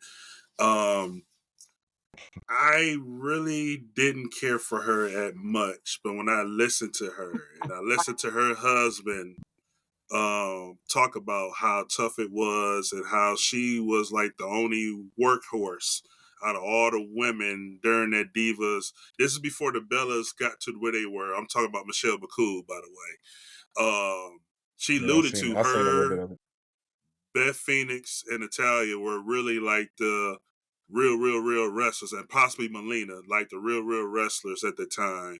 where everybody else was just using the WWE platform just to get to the next stage and go elsewhere, you know. And I say that to say, like, Michelle McCool, although, like, I'm not saying I never didn't like her, but she just wasn't a fan of mine back in the time when she was in her prime, like wrestling. But when she made those points, and I'm like, you know what, Michelle McCool was always a workhorse. Like, she really put on great matches. She was safe in the ring. She was really good and never got the accolades she got. But speaking of that, I think that's one name in that Diva Revolution before we start talking about the Bellas and everyone else, that we had to acknowledge her as well, that pretty much carried that Diva title for a long time and also put a value on that. No, I thought the Divas era was a little forgettable. Obviously, they had some a couple memorable champions, but like I said, there was some times in that era I wish they could go back to the way it was, but give me the bra and panties in the mud wrestling. You know, right, exactly. But no, shout out, like I said, hey, you know, Alicia Fox, you know, obviously becoming in, you know, when she held it, okay, I'm interested. You know, we got to support our own. And then obviously AJ Lee, you know, who for her size wasn't bad, you know. So like I said, I just remember for the few memorable reigns that was there, and then obviously Paige, you know, winning it, the WrestleMania 30 weekend. So, but other than that, the Divas kind of that, you know, it's women that have potential, but I think Vince and the crew was still holding them back, obviously with 10-second matches and just a lot the way they were booked. So they really didn't have a chance to show what they could do. So that's another reason. So they were also held back too from booking. But I wasn't a fan. That was my gripe with it. The era, Mm-hmm. Ruthless Aggression era. I wasn't a fan of that era, so I wasn't really tapped into the Divas era, if I'm being honest. I did know that AJ Lee was the champion for a very long time, and she was really good in my mind. And then obviously Alicia Fox, being the champion. The Bella Twins, I wasn't a fan of. Sorry if that rubs you the wrong way, but I just wasn't a fan of them. But Nikki was the shit at one point, right? Am I wrong in saying that? Like, she was like the title at one point, right? No, they built. Yeah. Yeah. She had it for a grip though, like a year or something. Then she if I longest reigning Divas champion. You asking? So look at that, possibly. Yep, I know. Yeah, I'm just thinking about my. I know. I'm not asking. I'm just thinking about. I think if we were to look it up, I think so. I wasn't as tapped in, so the Divas era was, alongside Ruthless Aggression to me, which wasn't my time.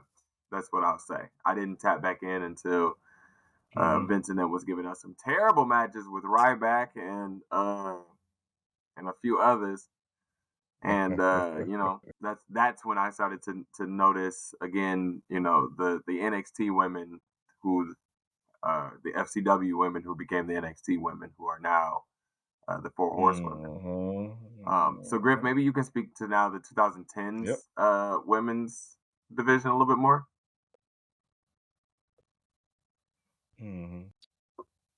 Yeah, you're looking at 2010, Melina and Beth Phoenix, Michelle McCool, the Alicia Foxes.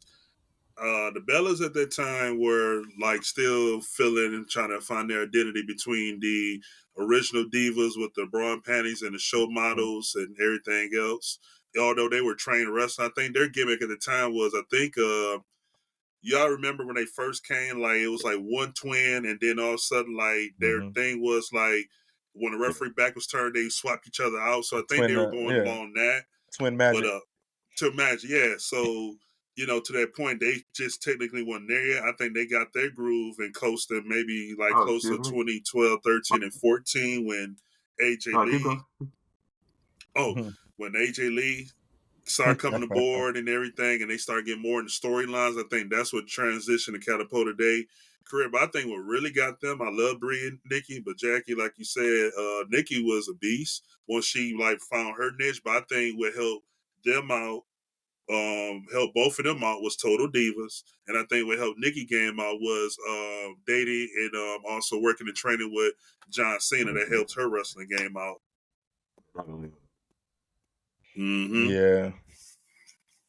Yeah. As those women got better, and then this is kind of leading up to where where the ladies that we look up to today came in. But I guess there was a hashtag when we talk about the Bellas. I guess they started that hashtag of what was it? We want women, more women's wrestling, or I forgot exactly what it was, but where they wanted to see, because you got to think about it. As they got better and developed in the mid 2010s is when that's when they started craving for more women's wrestling on the. I think that was around 2014 to 2015, but I forgot what the exact hashtag was. But it was more fans that were giving outcry like, "Hey, they want more on the screen as they got better." I just forgot what the exact hashtag was, but there was a need. There was a need for change. I think that was kind of when Beth was out, I believe, and more of that talent was coming in. That talent crop, they just wanted to see more of them on screen. This was Naomi knows coming now. through, right? Yeah, Summer Rae. 2015, 2014, mid 2010s. Anyway. yeah. But that's when our homegirl Stephanie McMahon got involved, and right. And then we had history. It wasn't necessarily the evolution at that time, was it? Right? Was this when Sasha and all of them come up to the main roster? This is okay. Yep. Is this considered the evolution? Yes. Is this considered the time, or are we considering like the pay-per-view evolution to be evolution? No, I'm considering when Charlotte, Becky, and Sasha, those three came up. Because remember when they came up in 2015, like think about it, like 2014, and Coach, you were there for that WrestleMania 30. It was a battle royal for the Divas Championship, and AJ Lee won it, right? So when you look at that and who all was in that battle royal that year, then the following. 2015. I'll get my WrestleManias mixed up. 31. It was the Bellas against Paige and AJ Lee. There was no Sasha, Charlotte, or Becky in the picture. Fast forward a year later, you not only have this Diva Championship on the line, but you present this new women's belt 1 year later with 3 NXT call-ups. So to me, those were the evolutions when they got called up more than the Evolution pay-per-view itself. Man, and you got Sasha and Bayley putting on bangers and Iron Man matches. I think that the NXT Brooklyn is the one that changed the game. That NXT Brooklyn was the one that, like, because Charlotte really didn't hit her stride until she got to the main roster. In my opinion, I think she had maybe a couple bangers in NXT, but I don't think she really fully got it until, because I think she started off face and she was a terrible face starting off. And then, but Bayley and Sasha is the one that set it off with that NXT Brooklyn Iron Man match, and that just momentum just carried up to the main roster for them. Yeah. And then then you bring in Becky. Yep. I would say too, this was not televised. This was my first ever NXT event. This was WrestleMania weekend when it was in San Francisco in 2015, 31. And NXT had a takeover show. It seemed like it was a house show, but it was called Takeover, right? The Takeover. And this was my first show. Everybody was like, "Oh, you should go. Like, we're leaving Access. We're going to NXT." And I'm like, "All right, any tickets left?" They said, "Yeah, there's a few tickets left. It's like $20." I'm like, oh, "Okay," but it was like in a college, gym or college. You know what I'm saying? University. I forgot the name of the college, but it was right downtown in San Jose. So I'm like, "I'll go check this out." And and I'm like, "Whoa, NXT." That was the first time I was really into NXT. So I did see Sasha, Becky, Charlotte, Bayley. I can't think of the other lady's name. Alexa Bliss too. Alexa Bliss was at that show as well.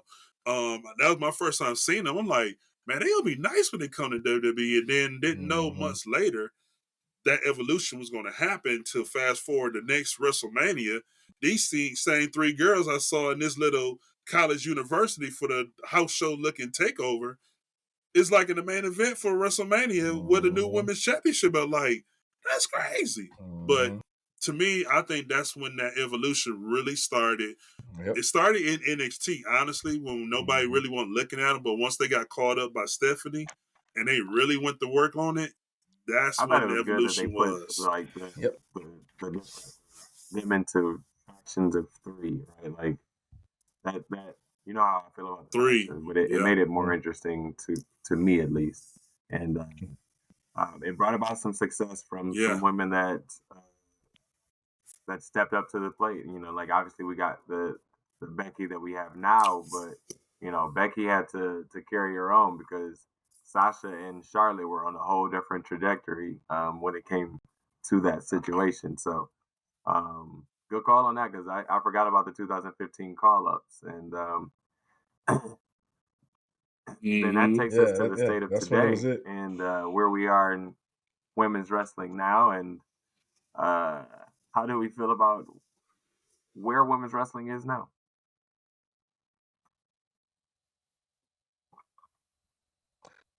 It's in great hands, and it's only going to get better because and Tiffany Stratton is the blueprint for that, for where it is, where it's going. So yeah, I heard a little bit of her story too. You know, she was a little bit of hothead, you know, coming, you know, when she learned the game, you know, from being an Olympian gymnast and then going in learning the game. But from the talent standpoint, the Performance Center, and we said this every week, the Performance Center ain't playing no games, man. They are finding these women, they're finding this talent, and they are, man, they are training them, and they're teaching them the game right. If you have any lick of athleticism, if you played any type of sport, hell, even softball, any, you know, you can go in there. Yeah, I'm just saying, softball to whatever. You know, I'm talking about any women's sport. If you got somewhat athleticism, and you can learn how to wrestle. You know what I'm saying? If you got the discipline for it. So, but yeah, it's in great hands, man. It's only gonna get better. When I look at the locker room today of women, I see everybody wants to wrestle and be great at their own craft and be better, and someday get the TV time or be in a storyline or be in a championship run or, you know, trailblaze a legacy for themselves. This is a totally different time where even the NXT ladies that's down there now, one thing I noticed with all of them is no one's not rushing to get called up or get on Raw, SmackDown. Some of them been there for 2-3 years. Some of them been there, you know, and they're willing to learn. They're very patient. I think whoever is the coaches and teachers there, again, they are in good hands, right? I think whoever the coaches and teachers are is totally different what it was when Triple H was running NXT. And I say that because you got Shawn Michaels down there. And I say that because if y'all, you know, one thing about Shawn Michaels was a person that he was very smooth and took his time catapulting up to different levels.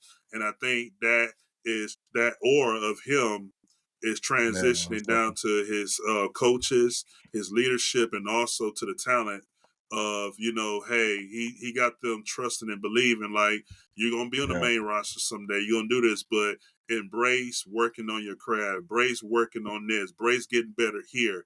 Like, don't worry about what they're doing on Raw and SmackDown. Like, you know, watch them, take notes, but don't get to the point where, like, when is it going to be my time? When is this? And I think that was a lot of downfall with a lot of the other talent when Triple H was running it, because they were more like, you know, with the social media, their friends, or my boyfriend is on the main roster, or vice versa. How we going to do this? And I think it got to the point where they got miserable and frustrated, and then they end up leaving and going to other companies. Where here, I think everybody is just very comfortable and they're very trustworthy in their craft, man. And, you know, and going to the main roster. I mean, look at all the talent that's on Raw, that's on SmackDown, not even they wrestling, but they're showing that they can also act and they can play part in some major storylines, whether if it's with a faction or whether it's with another woman or whether it's a guy. They're showing that they can involve in different aspects, not just what they can do in the ring, but also on the microphone, what they can do backstage, and also how they can mentor and help other ladies I think we rise have up to credit to the occasion. them figuring out the farm system situation, right? When Yeah. when you got popular in the farm system, that's supposed to send you up to the big show, and then you're supposed to be able to shine on the big show. Mm-hmm. That's the mistake they made with Nia Jax the first time. So when there was true. There was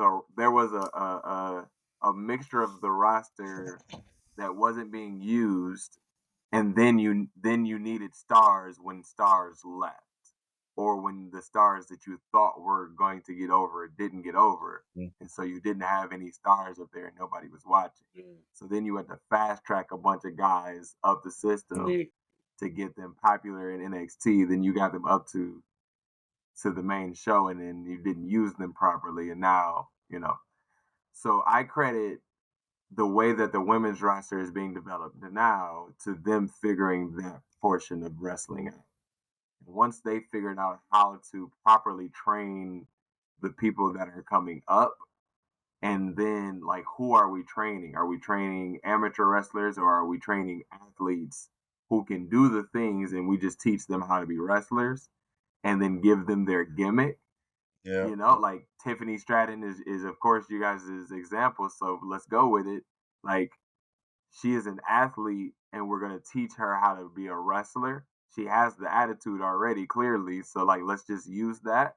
And like, that's a perfect example, right? Like Braun Breaker, who I just saw his football highlights. My God, he had like a 94-yard touchdown and was shot out of a freaking cannon. I was like, where the... Whoa! Yes, bro. This man hit the hole so hard, and bro, it was gone. Oh my God! Women's History Month. I'm sorry. Let's bring it back. Women's. Oh, I'm saying that explains his 20 miles an hour on the ropes. Oh right? Man. Hey, listen. Yeah. You talking about a bowling ball hitting some bowling pins, bro? Wow. But anyway, to my point, like, they're taking athletes, who can do athletic things, who are, and they're able to develop them into wrestlers. And then now we're working a system where we can call up, send down, do, and now we're in the flow of where women can get more TV time. And I've said it on this show before. I think they could get even more time. Let's use, it's a weird turn, but like, let's use Candice LeRae. Let's get her turning heel. It's cringe. It is awful. It is ew. It's very but cringe, it's necessary. Because there are no other heels, can get them a right? boost. Like, there are no other heels. Like, you got Chelsea in them, but Chelsea not really a heel. Chelsea's a Karen, right? Yeah. So Chelsea's entertaining. So you need a heel. So I don't necessarily agree with how they're turning her, because it's like on a dime, but it's necessary. Yeah. So like, there's time for women to get more. It's time for women to get even more time, right? It's time for So let me ask this question: would we watch a all women's show?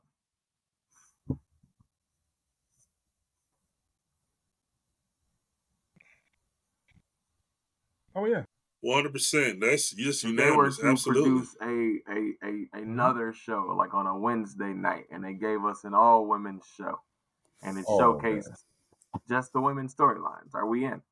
I think we're all in. Yeah, I think we're all in. Yes. Yeah, I think we're all in. No doubt about it.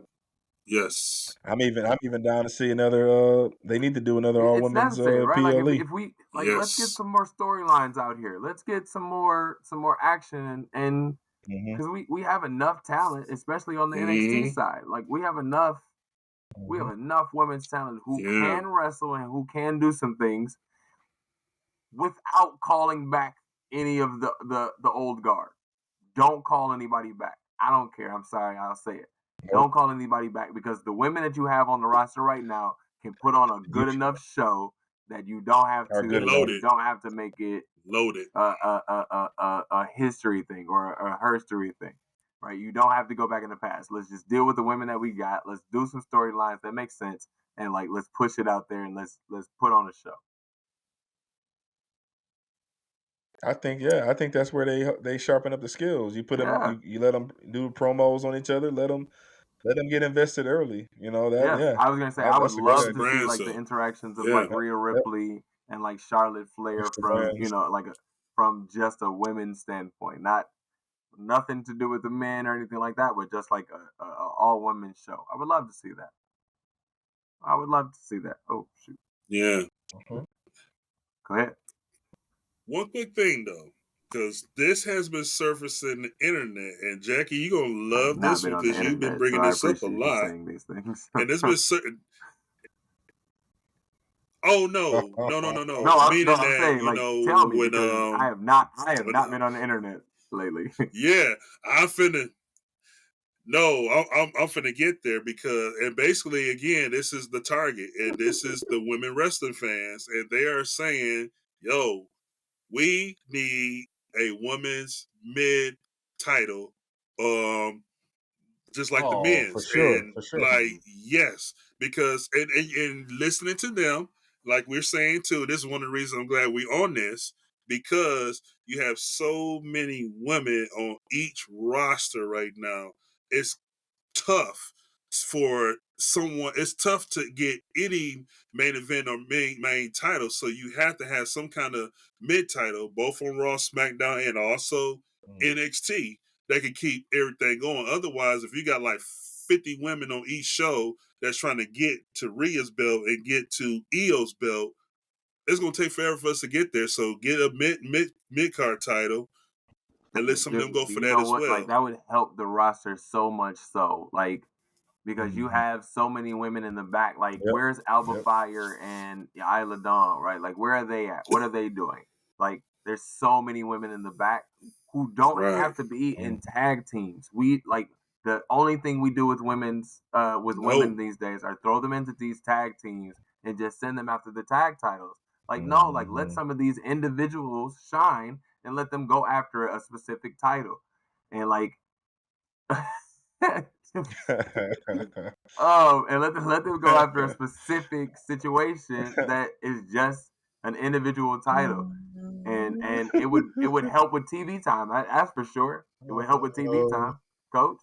Yeah. No, yeah, it's plenty. I said that when Naomi came back, like, hey, set her up. You know, might not be in the world title picture or something, but at least you want her going. Let her. If there's a mid card or something like that. You said she was trash. I don't know if you want her to go. You want her going. I she's a B+ player, but she's still. I'm going back on my original point when she came back. The way they were booking her in a Royal Rumble, I thought there was hope, but I guess wrong. But no, there's a lot of candidates that fit that mold for sure. But yeah, man. Sooner or later, I hope. It is. It'll help. I think it's a great idea. It'll help get more women on the show. It'll help get more time. Because I don't know, you're wasting it on folks like the Street Profits. No hatred, man. No hatred. We just need better storylines. That's all. We just need better storylines. Okay, let me ask you guys this last question before we head out tonight, and I would love to hear your dream match. What is your dream match of women of any era? Who would you put into a match? When you talk about dream is pretty much something that either not gonna happen or it's a possibility it could happen. So you had dream? I am going right, to. Go ahead. You know what? I'm gonna go with Michelle McCool on this one because this is a good dream match. I would love to see her and Charlotte Flair. Some long legs in that match. Sorry. Had to be said. Yes, it is. Okay, Michelle McCool, Charlotte Flair. I'm with that. Why? Why would you do that? The athleticism, the two both would like to face each other, wish they could face each other, and there's probably possible hope. And Michelle is still in great shape and condition and can return and get in the ring if she chooses to, or WWE let her. And if so, that would probably be the opponent that she goes with when it comes to trust and putting on a great stellar match, because they both had the athleticism, they have the chemistry, but more importantly, she knows she can help Charlotte game, and Charlotte, more importantly, can help her game, and that'd be like one of her dream ways to go out to finish her career out. I'm with that. Coach, what's your dream match? I'm thinking I'm gonna go to the strength angle. It was something that was teased last year, and I thought they were gonna do it at last year's Rumble. The Glamazon versus Rhea. That's right. That was a part of the Judgment Day situation, right? Then Rhea, like something happened with Rhea. Yeah, right? yeah. Okay. I thought they were going that way. Why would you want that match? Yeah, I thought they were. No, just to see who, sheer strength, the skill. Obviously, Beth had both, skill, strength, and then it'll be a good gauge match to see where Rhea is, if she really is, the baddest type of the game. So I me, I love to see who the brute, who the strongest is. So strong versus strong. Okay. Let them duke it out. Well, y'all know anytime we do these situations, I always think outside the box and never really listen to what we actually say when we think about these things. So, my dream match, actually, I'm on par with the conversation, but I'm thinking a little bit bigger. All right, so I'm thinking I'm going to do a fatal four-way with Bianca Belair. Okay. Sasha Banks. Yeah. Alicia Fox. And Jackie. You gotta explain this one. I want to see it. 75% of the yeah. I want to see 3 out of the 4 women. I get it. So you're gonna have to explain how you got to explain how one Number got one there with that group. You must have just read the chat. Yeah, he must have just read the chat. No, yeah, you did. No. Go Here's ahead. What I'm thinking. Here's what I'm thinking. Obviously, you got Bianca and Sasha because they are Bianca and Sasha, right? They're gonna you have to put them into this match. I'm assuming you're wondering why Alicia Fox made it into this match. Yeah, exactly. That's the one I wanted to. Like, how the hell she get? No, hey, in my head when he said that, I was like, hey, bro, a haymaker for Jackie will lay her out, bro. Hey, like you putting out Chihuahua, you putting that Chihuahua right there with the pit bulls. The few moments into wrestling that I did check in on, I actually was a fan of Alicia Fox. Like I actually was a fan. Like when she did the going crazy thing and she destroyed the set the first time. Like not the second, third, and fifth. That was time. good. Like the first time she did it, I was like, okay, I'm into this. Like right. But then actually she held her own when it came to the ring. Like the leg kick that she did was phenomenal. And she had longer legs too. Yeah. So she was able that leg kick was ridiculous. The last universe mode that I did last year, she was my champion. I'm let's roll with it. Come on, baby, let's go. So yeah, I would throw her in. Yes, she is throwing a twig into some some bears in this situation. But I think she would hold her own until Jackie hits her one time. But other than that, she should be good as long as she stays away from Jackie. She should be all right. But I think it would be a really really interesting match. It would be an interesting match. All right. Yeah, gotta pay homage to our ladies that held all the titles. Our black women. I know you got the list. Come on. Not many. I don't have the list, but let's just say there was only 6 within the 20 to 30-year time period, I believe. So sad, but true. Bro. Is that sad though? that number to me, that number is high because what it could be, right? I don't. What it could be. It is, bro. What it could be. And like, let's be grateful, like that we are getting that number, and like it 100% could be higher, yes, but like could be worse. So, I mean, after 2010, we had Alicia, we had Naomi, we had Sasha, and Bianca. So that's 4 just in this 4 right there. That decade. Where and here's another one we left out too, Jackie and Jazz, because that was your attitude era going to ruthless aggression. Those are the 6 I was thinking about. Then of course the first women champion, in history, but Ethel Johnson, she's in the Hall of she's in the Legacy Hall, the Hall of Fame. Yep. But yeah, like that number could absolutely be worse, and like but other than that, like it could be high. Yeah, it could be worse. On the men's side, that it could be worse, and we're grateful for the number that we do have. Yes, could the number be higher? And do we think that obviously we're going to support the Black wrestlers, and we want that number to be higher, but could be worse.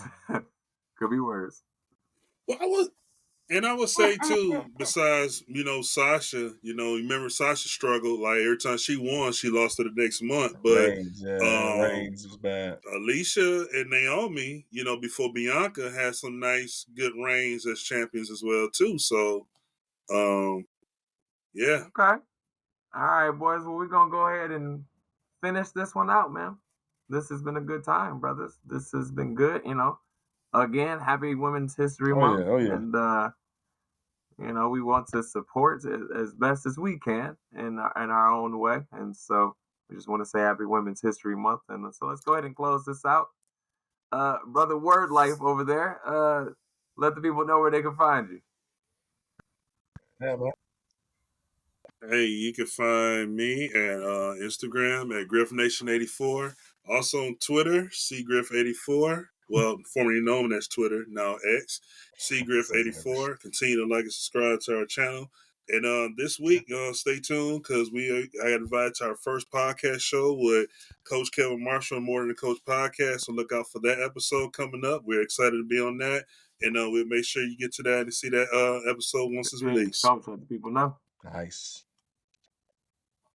All right. Yep. Coach Montay 24, the man of 32 holds. You can find me on IG, Coach Montay 24. We appreciate the love and support and hanging in with us. Look out for us dropping that tomorrow night. So looking forward to kicking it over there on Coach Marshall's talk. Post yet? Yep. Not yet.